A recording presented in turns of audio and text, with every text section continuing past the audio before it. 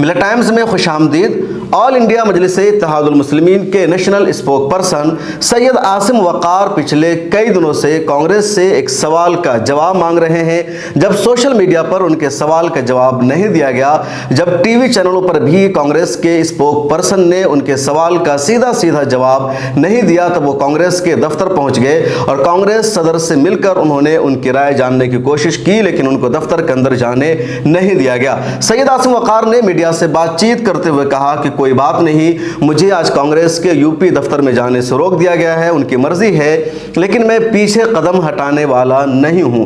मैं दिल्ली जाऊंगा, वहां नेताओं से मिलूंगा और राहुल गांधी से मैं सीधे सीधे पूछना चाहता हूं, जो हर जगह मोहब्बत की दुकान खोल रहे हैं, क्या उनकी मोहब्बत की दुकान में हिंदू राष्ट्र का समर्थन होगा? क्या वो भी हिंदू राष्ट्र की मांग कर रहे हैं? उनके नेता हिंदू राष्ट्र की मांग करने वालों का, मुसलमानों के घरों पर बुलडोजर चलाने की मांग करने वाले और इसका जश्न मनाने वालों का समर्थन कर रहे हैं, उसकी आरती उतार रहे हैं? और क्यों राहुल गांधी खामोश हैं? मोहब्बत की दुकान में नफरत की दुकान खुल रही है, राहुल गांधी को यह सब नजर क्यों नहीं आ रहा है? पूरा मामला क्या है, आइए वो जान लेते हैं। मध्य प्रदेश में कांग्रेस की कमान कमलनाथ के हाथों में है। कमलनाथ पिछली मर्तबा कांग्रेस के चीफ मिनिस्टर भी रहे जब सरकार बनी थी, और इस मर्तबा भी अंदाजा यही है कि जब कांग्रेस की सरकार अगर बन जाती है मध्य प्रदेश में, तो चीफ मिनिस्टर कमलनाथ ही बनेंगे। उसी मध्य प्रदेश से धीरेंद्र शास्त्री का भी ताल्लुक है। धीरेंद्र शास्त्री इस वक्त हिंदुत्व का सबसे बड़ा चेहरा बना हुआ है।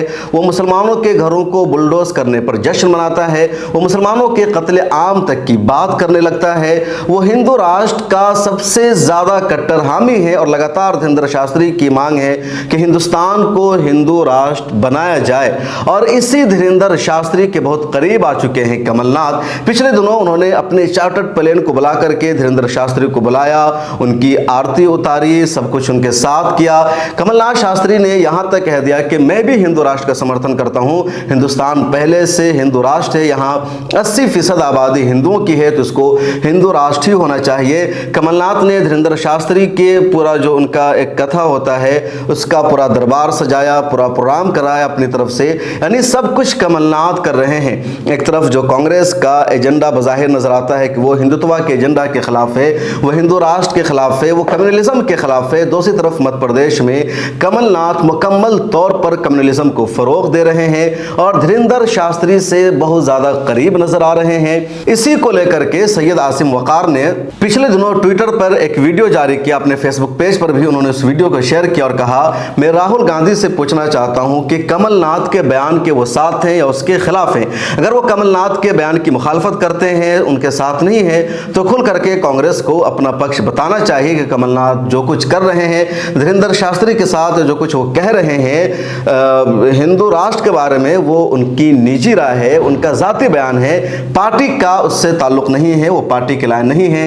लेकिन इस तरह का कुछ भी बयान सामने नहीं आया, राहुल गांधी की तरफ से भी कुछ भी सामने नहीं आया। जब उनकी वीडियो का कोई जवाब नहीं दिया गया, उसके बाद सैयद आसिम वक़ार लखनऊ में कांग्रेस के दफ्तर पहुंच जाते हैं अपनी टीम के साथ, और वहां वो उत्तर प्रदेश कांग्रेस के सदर खाबरी लाल से मिलने की कोशिश करते हैं, लेकिन वो मिलने का टाइम नहीं देते हैं। दूसरी तरफ वहां कांग्रेस के जो वर्कर है वो भी आ जाते हैं, वो चाहते हैं कि दफ्तर में ना दाखिल हो, पुलिस को भी बुला लिया जाता है। सैयद आसिम वक़ार भी कहते हैं कि उनका दफ्तर है, उनकी ज़मीन है, अगर वो मुझे जाने की इजाज़त नहीं देते हैं तो मैं अंदर ज़बरदस्ती नहीं जा सकता हूँ। जब वो मुझे मिलने का टाइम देंगे, बुलाएंगे, तब मैं जाऊँगा, लेकिन मैं पीछे हटने वाला नहीं हूँ, बल्कि दिल्ली भी जाऊँगा, नेताओं से मिलूँगा।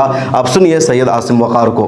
आसिम भाई बताइए, आज आप यहाँ पर आए हैं तो मैंने देखिए, राहुल गांधी जी पूरे देश में मोहब्बत की दुकान खोल रहे हैं और उनके मध्य प्रदेश के अध्यक्ष कमलनाथ साहब नफरत का जहर बेच रहे हैं। उसमें जिस आदमी ने कहा हिंदू राष्ट्र बनाएंगे, मुसलमानों बुलडोजर चला दो, उस आदमी का उन्होंने आरती उतारी, पैर छुए, उसको अपना चार्टर्ड प्लेन भेज के बुलवाया और खुद भी उन्होंने समर्थन किया हिंदू राष्ट्र का। मैं राहुल गांधी जी से पूछ रहा हूँ कि क्या वो भी हिंदू राष्ट्र बनाना चाहते हैं?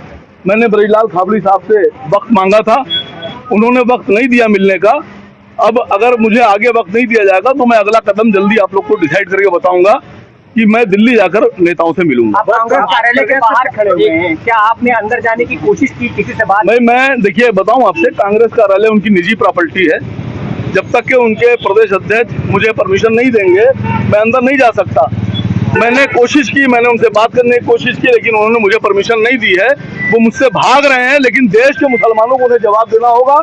देश के मुसलमानों से वो भाग नहीं सकते। अभी ना राहुल गांधी भाग सकते हैं, ना प्रियंका जी भाग सकती हैं। तो आसिम वक़ार ने साफ साफ कहा और कहा मैं दिल्ली भी जाऊंगा। और आसिम वक़ार जो कुछ कह रहे हैं, जो कुछ कर रहे हैं, वो गलत नहीं है। राहुल गांधी एक तरफ ये कहते हैं, कांग्रेस ये कहती है कि वो एक सेकुलर पार्टी है, वो हिंदुत्व के एजेंडा के खिलाफ है, वो कम्युनलिज्म के खिलाफ है। लेकिन दूसरी तरफ मध्य प्रदेश जैसी इतनी बड़ी रियासत में कमलनाथ, जो कांग्रेस के चीफ मिनिस्टर रह चुके हैं, अगली बार भी सरकार बनती है तो चीफ मिनिस्टर वही बनेंगे, कांग्रेस के अध्यक्ष हैं, वो हिंदू राष्ट्र की मांग करने वाले, मुसलमानों के घरों को बुलडोज करने पर जश्न मनाने वाले, मुसलमानों के खिलाफ आपत्तिजनक जुमलों का इस्तेमाल करने वाले धीरेंद्र शास्त्री का समर्थन करते हैं, उनकी आरती उतारते हैं, उनके लिए दरबार सजाते हैं। यानी पूरा हिंदुत्व के एजेंडे पर कमलनाथ चल रहे हैं, हिंदू राष्ट्र का समर्थन कर रहे हैं। तो फिर तजाद क्यों कांग्रेस में और कांग्रेस के एक स्टेट की कांग्रेस में, यानी कांग्रेस मरकज में कुछ और कह रही है, वहां कुछ और कह रही है। फिर दूसरों पर इल्जाम लगाने का फायदा क्या? मुसलमान अगर कांग्रेस को वोट करेंगे, मुसलमान कांग्रेस का समर्थन करेंगे तो क्यों करेंगे? और राहुल गांधी से सीधा सवाल हो रहा है।